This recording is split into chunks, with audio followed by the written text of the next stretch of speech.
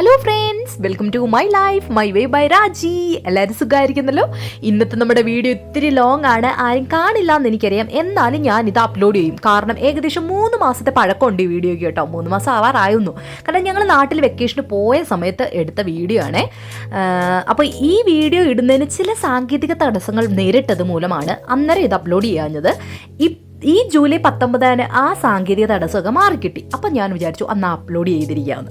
അപ്പോൾ ഈ ഫോട്ടോയിൽ കാണുന്നതാണ് എൻ്റെ ബ്രദറും സിസ്റ്റർ ലോയും. അവരുടെ കല്യാണം കഴിഞ്ഞിട്ട് ഏകദേശം 2 വർഷം കഴിഞ്ഞിരിക്കുന്നു കേട്ടോ. ഇപ്പോൾ ഈ വീഡിയോ എന്താണെന്ന് എല്ലാവർക്കും മനസ്സിലായി കാണുമല്ലോ. അത് തന്നെ നാത്തൂൻ്റെ പ്രസവത്തിനുള്ള വിളിച്ചോണ്ട് പോക്കലാണ് കേട്ടോ. അതിൻ്റെ ചടങ്ങുകൾ നടക്കാൻ പോവാണ്. അപ്പോൾ വീടും പരിസരമൊക്കെ ഒന്ന് കാണിക്കാമെന്ന് വിചാരിച്ചു ആദ്യം തന്നെ വീഡിയോയിൽ.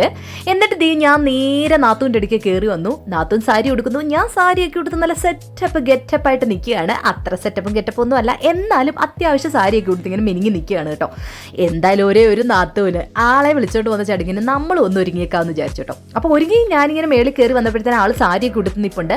അപ്പോൾ എൻ്റെ കുഞ്ഞുമണീസ് കണ്ടില്ല, അവർ വേറെ ആരോടും അല്ല കേട്ടോ, അവരുടെ അമ്മാച്ച, അതായത് എൻ്റെ ബ്രദർ അവിടെ നിന്നാണ് വീഡിയോ എടുക്കുകയാണ് കേട്ടോ. കുളിച്ചിട്ട് ഇറങ്ങി വന്നവനെ പിടിച്ചു നിർത്തി വീഡിയോ എടുപ്പിക്കുകയാണ് ഞാൻ. അപ്പോൾ വലിയ മേക്കപ്പ് ഒന്നും ചെയ്യുന്നില്ല, അത്യാവശ്യം ചെറിയ ടച്ചപ്പ് മാത്രമേ നടത്തുന്നുള്ളൂ.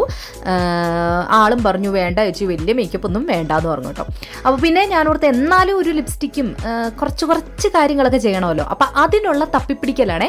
അപ്പോൾ ആളുടെ മേക്കപ്പ് ബോക്സിൽ നിന്ന് ഞാൻ അത്യാവശ്യം വേണ്ടത് നോക്കി ആൾ ലിപ് ബാം പറക്കിയെടുത്തു. അപ്പോഴേക്കും എൻ്റെ കുഞ്ഞുമണീസ് എൻ്റെ ബാഗിൽ നിന്ന് ഏതാണ്ടൊക്കെ തപ്പി പറക്കിക്കൊണ്ട് വരുന്നുണ്ട് കേട്ടോ, ഇന്നാ ആൻറ്റി എന്നൊക്കെ പറഞ്ഞുകൊണ്ടേ. അപ്പോൾ നിങ്ങളുടെ നാട്ടിലൊക്കെ എപ്പോഴാണ് ഈ ഒരു ചടങ്ങ് നടത്തുന്നത്? പൊതുവെ എല്ലായിടത്തും ഒരുപോലെയൊക്കെ തന്നെ ആയിരിക്കും അല്ലേ? 7-ാം മാസം വേണമല്ലോ വിളിച്ചുകൊണ്ട് പോകുന്ന ചടങ്ങ്. നമ്മുടെ അവിടെ അങ്ങനെയൊക്കെ തന്നെയാണ് കേട്ടോ. പിന്നെ ഞങ്ങൾ വലിയൊരു ചടങ്ങായിട്ടൊന്നും ഞങ്ങളുടെ ആ ഒരു രംഗം നടത്താറില്ല. വിളിച്ചുകൊണ്ട് പോകും, അത്യാവശ്യം വേണ്ടുന്ന രീതിയിലുള്ള ചെറിയ ചടങ്ങുകൾ മാത്രമായിട്ടാണ് നടത്തുന്നത്. ഓരോ ഏരിയയിൽ ഓരോ രീതിയിലാവാനാണ് സാധ്യത. നമ്മുടെ ചടങ്ങുകൾ എങ്ങനെയാണെന്നൊക്കെ ഞാൻ കാണിക്കാമേ. ഏകദേശം ഒരു നമ്മുടെ ഒറ്റസംഖ്യ വരുന്ന രീതിയിൽ, അത് 7-9 ആ ഒരു രീതിയിലായിരിക്കും വിളിച്ചോണ്ട് പോകാനുള്ള ആളുകൾ വരുന്നത്. ലിയയുടെ അവിടെ നിന്നും 7 പേര് വരുമെന്നാണ് പറഞ്ഞിരിക്കുന്നത്. ലിയ എന്നല്ല പേര് യഥാർത്ഥത്തിൽ കേട്ടോ, അതുല്യ എന്നാണ് എൻ്റെ നാത്തൂൻ്റെ പേര്. മമ്മി ആളെ കല്യാണമൊക്കെ ഉറപ്പിച്ച് കഴിഞ്ഞപ്പോൾ തൊട്ട് ലിയ എന്നാണ് വിളിക്കുന്നത് കേട്ടോ. അപ്പോൾ അത് കേട്ട് ഞങ്ങളും ഇപ്പോൾ ലിയ എന്നാണ് വിളിക്കുന്നത്. പക്ഷേ ആങ്ങളെ അങ്ങനെയല്ല, അവൻ അതുല്യ എന്ന് തന്നെയാണ് വിളിക്കുന്നത് കേട്ടോ. പക്ഷെ ഞങ്ങൾ ആൾക്ക് ലിയ എന്നുള്ളൊരു ഓമന പേരങ്ങിട്ടിട്ടുണ്ട് കേട്ടോ. അപ്പോൾ വിളിച്ചിപ്പോൾ ലിയാന്നേ വായി വരത്തുള്ളൂ, അത് വേറൊരു കാര്യം. അപ്പോൾ ഏകദേശം നമ്മുടെ ടച്ചപ്പും കാര്യങ്ങളും ഒക്കെ കഴിഞ്ഞിട്ടുണ്ട്. അപ്പോൾ കണ്ണെഴുതണം എന്നൊക്കെ ആളിങ്ങനെ പറയുന്നുണ്ട്. അപ്പം ഞാൻ പറഞ്ഞു അതൊക്കെ ഞാൻ എഴുതിയാൽ ശരിയാവൂല, ഏതാന്ന് വെച്ചാൽ നോക്കി എഴുതിക്കോ എന്നൊക്കെ പറഞ്ഞ് ഞാൻ എടുത്ത് കൊടുക്കുന്നുണ്ട് കേട്ടോ. ഇനിയിപ്പോൾ അത്യാവശ്യം വേണ്ടുന്ന ഗോൾഡും കാര്യങ്ങളും ഒക്കെ ഇടണം. അപ്പോൾ ബ്രദർ പറയുന്നു, എടി ഞാനൊന്നും ഒരുങ്ങട്ടെ, നീ ഇതൊന്ന് പിടിക്കുന്നു പറഞ്ഞുകൊണ്ട് എൻ്റെ ഫോൺ തിരിച്ചിങ്ങി തന്നു കേട്ടോ. അപ്പോൾ അത് ഈ കാണുന്നതാണ് ഞങ്ങളുടെ വീടും പരിസരമൊക്കെ. നല്ല പ്രകൃതി രമണീയമായ സ്ഥലം അല്ലേ? നിങ്ങൾക്ക് അങ്ങനെ ഫീൽ ചെയ്തില്ലേ? നല്ല കാടും മേടും ഒക്കെ നിൽക്കുന്ന പോലെ. അപ്പോൾ അതാണ് ഞങ്ങളുടെ നാടിൻ്റെ ഒരു പ്രത്യേകത കേട്ടോ. പ്രത്യേകിച്ച് ഞങ്ങളുടെ പത്തനംതിട്ട എന്നൊക്കെ പറയുന്നത് മലയോര പ്രദേശമായതുകൊണ്ട് അതിൻ്റേതായ ഒരു ഭംഗി ഞങ്ങളുടെ നാടിനുണ്ട് കേട്ടോ. അപ്പോൾ അതേ ഏകദേശം മേക്കപ്പ് ടച്ചിങ്ങും ഒക്കെ കഴിഞ്ഞു. ഇനി ആളുടെ ഓർണമെൻറ്റ്സ് ഒക്കെ ഇടുകയാണേ. അപ്പോൾ അത് ഞാൻ പറഞ്ഞു തന്നെ ഇടുമോ എന്നൊക്കെ ചോദിക്കുന്നുണ്ട്. കാരണം എനിക്കിനി താഴെയോടെ പോയി അത്യാവശ്യ കാര്യങ്ങളൊക്കെ ഒന്ന് നോക്കാനുണ്ട്. നിങ്ങൾ വിചാരിക്കും ഇപ്പം എൻ്റെ തലയിൽ കൂടെ ആയിരിക്കും ഇതൊക്കെ ഓടുന്നത്. വെറുതെയാണ് കേട്ടോ, വെറുതെ ഒരു ഷോ ഓഫ്, ജസ്റ്റ് ഒന്നെല്ലാം ഒന്ന് പോയി നോക്കാം എന്നിങ്ങനെ വിചാരിച്ചു കേട്ടോ. അപ്പോൾ ആളിങ്ങനെ മാലയൊക്കെ ഇടാൻ വേണ്ടി ഞാൻ ഹെൽപ്പ് ചെയ്യാമെന്ന് പറഞ്ഞു. ഒരു മാല ആൾ തന്നെ ഇട്ടു, അടുത്തതിന് ഞാൻ ഹെൽപ്പ് ചെയ്ത് കൊടുക്കുവാണ്. അപ്പോൾ ആ സമയം കൊണ്ട് ഫോൺ ഞാൻ വീണ്ടും കുഞ്ഞുമണിയുടെയിലേക്ക് കൊടുത്തു. ബ്രദർ ഒരുങ്ങുകയാണ് കേട്ടോ. അപ്പോൾ അത്യാവശ്യം മേക്കപ്പും കാര്യങ്ങളൊക്കെ കഴിഞ്ഞു. നമ്മൾ ഓർണമെൻറ്റ്സ് ഒക്കെ ഇട്ടുകൊണ്ടിരിക്കുകയാണ്. ഏതൊക്കെ ഇറക്കത്തിലൊക്കെ വേണമെന്നൊക്കെ ചോദിച്ചിങ്ങനെ ആ മാല ശരിയാക്കി കൊടുക്കുകയാണ് കേട്ടോ. ഈ ടൈമിൽ എൻ്റെ കൊച്ചാൾ അവിടെ ഇരുന്ന് ഓർണമെൻറ്റ്സ് കണ്ടു കഴിഞ്ഞാൽ അവൾക്ക് ഇച്ചിരി കമ്പം കൂടുതലാണ് കേട്ടോ.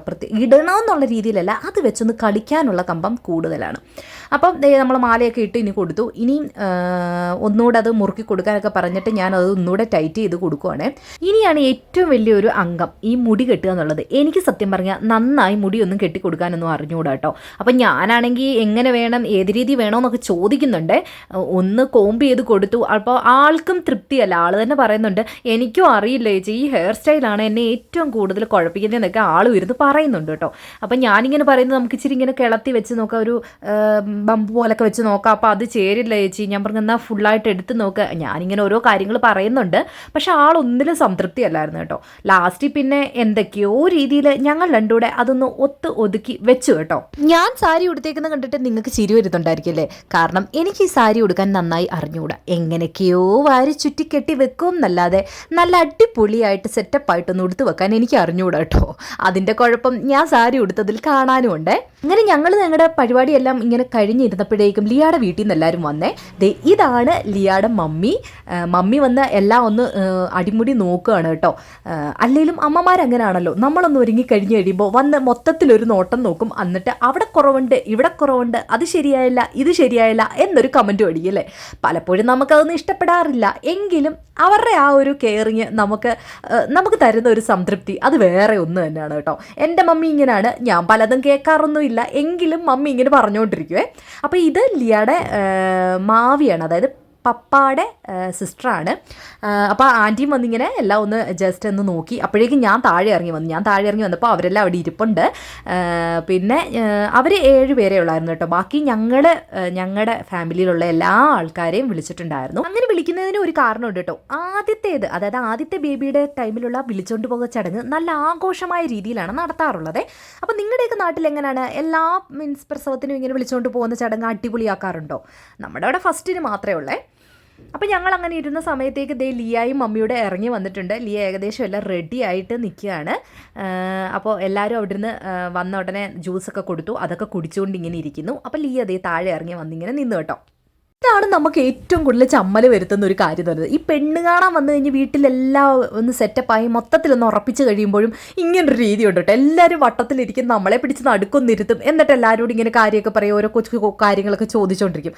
സെയിം അതേപോലെ തന്നെ ആയിരുന്നു ഇതും കേട്ടോ. ആളൊരുങ്ങി വന്നപ്പോഴേക്കും ആളെ പിടിച്ച് സെൻറ്ററിൽ അങ്ങ് ഇരുത്തി, ബാക്കി എല്ലാവരുടെ ചുറ്റിനും ഇങ്ങനെ ഇരുന്നു. മമ്മി ആൾക്ക് കൊണ്ടുവന്നിച്ചിട്ട് ജ്യൂസൊക്കെ കൊടുത്തു കേട്ടോ. അങ്ങനെ കാര്യം പറഞ്ഞുകൊണ്ടിരുന്നപ്പോഴേക്കും എൻ്റെ പപ്പായും മമ്മിയും വന്നു. എൻ്റെ പപ്പായും മമ്മി എന്ന് പറഞ്ഞാൽ മനസ്സിലായല്ലോ, അതായത് തണ്ണിത്തോട്ടിലെ പപ്പായും മമ്മിയും വന്നു. അവർ രണ്ടുകൂടെ വന്നപ്പോഴേക്കും കുഞ്ഞുമണീസ് 2 പേരും അവരെ സ്വീകരിക്കാനായിട്ട് വന്നു. അവരെ വിളിച്ചുകൊണ്ട് അകത്തേക്ക് ഞങ്ങൾ പോയി കേട്ടോ. പിന്നെ വീട്ടിലെ എല്ലാവരും, അതായത് പപ്പായുടെ പെങ്ങന്മാർ, ചേട്ടന്മാർ, അനിയന്മാർ എല്ലാവരും ഉണ്ടായിരുന്നു. എല്ലാം കഴിഞ്ഞ് എല്ലാവരെയും അവിടെ ഇരുത്തിയ സമയത്തേക്ക് ഞങ്ങൾ വെളിയിൽ ഇറങ്ങി വന്ന് കുറച്ച് റീൽസൊക്കെ എടുക്കാമെന്നൊക്കെ പറഞ്ഞുകൊണ്ട് റീൽസ് എടുക്കുകയാണ് കേട്ടോ. പ്രഗ്നൻ്റ് ആയിരിക്കുന്ന നാത്തൂനെ പോലും വിടില്ല എന്ന് പറഞ്ഞിട്ടാണ് ഞാൻ റീൽസും കാര്യങ്ങളും എടുത്തുകൊണ്ടിരുന്നത്. എന്തായാലും ഒരുങ്ങി കിട്ടി നമുക്ക് എടുക്കാം നാത്തൂനെ എന്ന് പറഞ്ഞപ്പോൾ നാത്തൂനും ഇതിനൊക്കെ നിൽക്കുന്ന ടൈപ്പിലായിരുന്നു. പിന്നെ ഇത്തിരി വയറുള്ളതിൻ്റെ ഒരു ടെൻഷൻ മാത്രമേ ആൾക്കുള്ളായിരുന്നു കേട്ടോ. പിന്നെ ചുമ്മാ നിൽക്കേണ്ടാടാന്ന് പറഞ്ഞാൽ ആങ്ങളെയും വിളിച്ച് ഞാൻ റീൽസ് എടുപ്പിച്ചു. അവനെയും വെറുതെ വിട്ടില്ലേ. അപ്പോൾ അവർ തമ്മിലുള്ള കുറച്ച് ഫോട്ടോസ് എടുത്തു, കുറച്ച് വീഡിയോസൊക്കെ എടുത്തു. അവർക്ക് ക്ഷീണമുണ്ടാവെന്ന് പറഞ്ഞിട്ട് അവരെ കയറ്റി വിട്ട് വെച്ച് ഞാൻ എൻ്റെ കുറേ വീഡിയോസ് എടുക്കാൻ പോയി കേട്ടോ. ഈ ഒരു സാരി ഉടുത്ത് കിട്ടിയ സമയത്ത് വെറുതെ കളയണ്ടല്ലോ എന്ന് വെച്ചിട്ട് കുറേ വീഡിയോസ് എടുത്തു. അതിൽ ഏറ്റവും പ്രധാനമായിരുന്നു നമ്മുടെ ഈ തുടരും സിനിമയിലെ ഈ ഒരു പാട്ട്. ഇത് ട്രെൻഡിങ് ആയി നിൽക്കുന്ന സമയമായിരുന്നു. ഈ ഒരു സാരിയും അതിന് മാച്ചായി വന്നതുകൊണ്ട് അത് നിന്നങ്ങ് കളിച്ചെടുത്തു. അത് മാത്രമല്ല, നിങ്ങൾക്ക് എൻ്റെ റീൽസും ഷോർട്സും ഒക്കെ കാണുന്നവരാണെങ്കിൽ അറിയാം, ഇതിട്ടിട്ട് ഞാൻ കുറേ വീഡിയോസും കാര്യങ്ങളും എടുത്തിട്ടുണ്ട്. അങ്ങനെ ആ ഒരു ഫോട്ടോഷൂട്ടും കാര്യങ്ങളൊക്കെ കഴിഞ്ഞ് നേരെ അകത്ത് കയറിയപ്പോഴേക്കും ഫുഡ് വന്നിട്ടുണ്ടായിരുന്നു കേട്ടോ. നമ്മൾ കാറ്ററിംഗുകാർക്ക് കൊടുക്കുമായിരുന്നു. അപ്പോൾ അവർ ഫുഡും കൊണ്ട് വന്നപ്പോഴേക്കും പിന്നെ എല്ലാം എടുത്ത് വെക്കാനായിട്ട് മമ്മിയും ആൻറ്റിമാരെയൊക്കെ സഹായിച്ചു കേട്ടോ. അപ്പോൾ നിങ്ങൾ വിചാരിക്കരുത് ഞാൻ ഈ ഫോണും കൊണ്ട് ഇങ്ങനെ റീൽസ് എടുത്ത് ഫോട്ടോ എടുത്ത് മാത്രം നടക്കുമായിരുന്നെന്ന്. അതല്ല, ഇതെല്ലാം അറേഞ്ച് ചെയ്യാൻ അവരെ സഹായിച്ചിട്ടാണ് വീണ്ടും ഞാൻ പോയി ഫോൺ കയ്യിലെടുത്തത്. അവർക്കിനി ഇറങ്ങേണ്ട സമയമായിട്ടുണ്ട്. അപ്പോഴേക്ക് ഫുഡ് നമുക്ക് കഴിക്കാമെന്ന് പറഞ്ഞിട്ട് മമ്മി എല്ലാവരെയും വിളിക്കാൻ പോയ സമയത്തേക്ക് ഞാനും ആൻറ്റിമാരും എല്ലാം ഓരോരോ സാധനങ്ങളായിട്ട് കൊണ്ടുവന്ന് ടേബിളിലേക്ക് അറേഞ്ച് ചെയ്യുമായിരുന്നു കേട്ടോ. അത് കഴിഞ്ഞ് ടേബിൾ അറേഞ്ച് ചെയ്തൊക്കെ ഞാനിങ്ങനെ ചെക്ക് ചെയ്യുകയാണ്. വെറുതെ ചുമ്മാ ഒരു ഷോ ഓഫ്. അത് അങ്കിൾ അവിടെ നിന്ന് തന്നെ കമൻറ്റ് അടിക്കുകയും ചെയ്തു. അതിനിങ്ങനെ അവരതൊക്കെ പറഞ്ഞ് തമാശയൊക്കെ പറഞ്ഞ് ഞങ്ങൾ എല്ലാവരെയും വിളിച്ചിട്ട് വന്നു കേട്ടോ. അപ്പോൾ ഇവരുടെ കൂടെ തന്നെ ബ്രദറും സിസ്റ്റർ ഇൻ ലോയുടെ ഇരിക്കണമെന്ന് പറഞ്ഞു കേട്ടോ. ലിയായും റോജൻ എന്നാണ് വീട്ടിൽ വിളിക്കുന്നത് ബ്രദറിനെ കേട്ടോ. റോജനൂടെ ഇരിക്കാൻ പറഞ്ഞു. അപ്പോൾ അവരെ കൂടെ വിളിച്ചിട്ട് ഞാനിങ്ങനെ വരിക. അപ്പോൾ ഇതെല്ലാം ബ്രദർ, അതായത് എൻ്റെ കസിൻ ബ്രദർ നിന്ന് വീഡിയോ എടുക്കുന്നുണ്ട് കേട്ടോ. അവനോട് ഏതാണ്ടൊക്കെ ഡയലോഗൊക്കെ അടിച്ചിട്ട് ഞാനും ഇങ്ങനെ നടക്കുകയാണ്. അത് കഴിഞ്ഞ് എല്ലാവരെയും ഇരുത്തി കേട്ടോ. നമ്മുടെ ഡൈനിങ് ടേബിളിലേക്കും നമ്മുടെ ഹോളിലേക്ക് ഇട്ടിരുന്ന ടേബിളിലേക്കും എല്ലാവരെയും അറേഞ്ച് ചെയ്ത് ഇരുത്തിയതിന് ശേഷം ഇനിയിപ്പോൾ ഫുഡ് വിളമ്പാൻ പോവുകയാണേ. അപ്പോൾ നമ്മുടെ കഥാനായകനും കഥാനായികയും ഇരുന്നു. കഥാനായകൻ്റെ അടുത്തിരിക്കുന്നതാണ് നായകൻ്റെ അളിയൻ, അതായത് ലിയയുടെ ബ്രദറാണ്. അതുള്ള റിലേറ്റീവ്സിനെ മാത്രമല്ല നമ്മുടെ അയലോക്കത്തുള്ളവരെ എല്ലാം വിളിച്ചിട്ടുണ്ടായിരുന്നു കേട്ടോ. അപ്പോൾ അവരും വന്നിരുന്നു. പപ്പായും മമ്മിയും അവരുടെ കൂടെ തന്നെ ഞങ്ങൾ ഇരിക്കാൻ പറഞ്ഞു. അവരെ ഇരുത്തി. പിന്നെ ഒരു വിളമ്പലിൻ്റെ മേളമായിരുന്നു കേട്ടോ. ഞങ്ങൾ ആങ്ങളമാരും പെങ്ങന്മാരും പപ്പാമാരും മമ്മിമാരും ആൻറ്റിമാരും അങ്കിൾമാരും എല്ലാവരും കൂടെ ചേർന്ന് ഒരു അലിക്കുലത്തൊരു വിളമ്പലായിരുന്നു അവിടെ കേട്ടോ. ഓരോരുത്തർ മാറി മാറി ഇങ്ങനെ വിളമ്പാൻ നിന്ന് കേട്ടോ. അത് കണ്ടു കഴിഞ്ഞപ്പോൾ വീഡിയോ ഒരാടെ കയ്യിലോട്ട് കൊടുത്തിട്ടെടാ പിടിക്കടാ ഞാനും ഒന്ന് വിളമ്പുന്ന കാണട്ടെ എന്ന് പറഞ്ഞിട്ട് ഞാനും വിളമ്പാൻ കയറി കേട്ടോ. പിന്നെ ഇത് എൻ്റെ സിസ്റ്ററാണ്, പപ്പാടെ അനിയൻ്റെ മോളാണ് ജിഷ.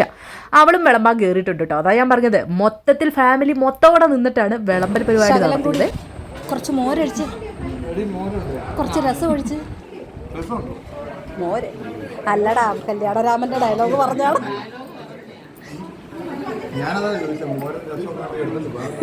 രസമില്ല, മോരുണ്ട്, മോര് തരാം.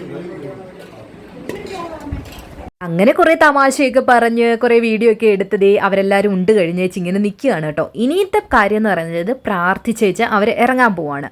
അപ്പോൾ പ്രാർത്ഥന നടക്കുകയാണ്. ഈ പ്രാർത്ഥന എല്ലാം കഴിഞ്ഞേച്ച് അവർ ഇറങ്ങും.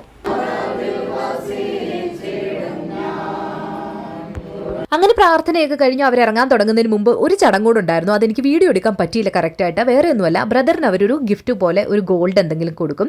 അപ്പോൾ ഇവരിവിടെ ഗോൾഡ് കോയിന് അവന് കൊടുത്തു. അത് കഴിഞ്ഞ് ഇനിയും അവർ ഇറങ്ങാൻ പോവാണ് കേട്ടോ. ആരോടും അങ്ങനെ യാത്രയൊന്നും അധികം ചോദിക്കേണ്ട എന്നൊക്കെ എല്ലാവരും പറയുന്നുണ്ട് കേട്ടോ.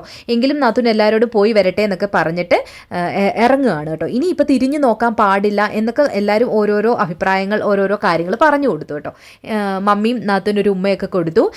ഇനിയിപ്പോൾ കയ്യിലൊരു ബൈബിളൊക്കെ കൊടുത്ത് ആളെ നേരെ നമ്മൾ വീട്ടിലേക്ക് പറഞ്ഞു വിടുകയാണ് കേട്ടോ. അപ്പോൾ ദേ അവർ പോവാണ്. റോജൻ ലിയായെ കയറ്റി കാറിലൊക്കെ ഇരുത്താൻ സഹായിച്ചു. ഇനിയിപ്പം തിരിച്ചു വരുമ്പോൾ കൂടെ പുതിയൊരാളൂടെ ഉണ്ടാവും. അപ്പോൾ ഞങ്ങളെല്ലാവരും ഇനി അതിനുള്ളൊരു വെയിറ്റിങ്ങിലാണ് കേട്ടോ. ആളിനി തിരിച്ചു വരുമ്പോൾ കയ്യിൽ പുതിയൊരാളൂടെ കാണും. ഒരു സമയത്ത് സത്യം പറഞ്ഞാൽ നമ്മളെല്ലാവരും നമ്മുടെ ആ ഒരു സമയോട് ആലോചിക്കുമല്ലേ. എനിക്കതെല്ലാം ഓർമ്മ വന്നു കേട്ടോ. എൻ്റെ സമയത്ത് അച്ചാച്ചൻ കൂടില്ലായിരുന്നു.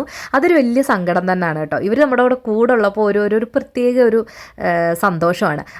അത് ഉണ്ടാവാതിരിക്കാൻ ഒരു കാരണം കൂടെ ഉണ്ട് കേട്ടോ. ആള് കറക്റ്റ് ടൈമിലേക്ക് എല്ലാം റെഡിയാക്കി, ലീവെല്ലാം റെഡിയാക്കി ഇരിക്കുകയായിരുന്നു. പിന്നെന്താ പറ്റിയെന്നായിരിക്കും നിങ്ങൾ ഓർക്കുന്നത് കേട്ടോ. വേറെ ഒന്നുമല്ല, നമുക്കിപ്പം തന്നിരുന്ന ഡേറ്റ് നവംബർ 8 പക്ഷേ എൻ്റെ വലിയ ആൾ ഒക്ടോബർ 8 ആയപ്പോഴേക്കും ഇങ്ങ് പോകുന്നു. ഒരു മാസം മുമ്പേ ആളെ എടുത്തു കേട്ടോ. കാരണം ഹാർട്ട് ബീറ്റൊക്കെ കുറഞ്ഞ് മൂവ്മെൻ്റൊക്കെ ഒന്ന് കുറഞ്ഞു വന്നു. അപ്പോഴേക്കും നമ്മൾ പോയി സിസേറിയൻ ചെയ്ത് ആളെ ഇങ്ങ് എടുത്തു ഒരു മാസം മുമ്പ്.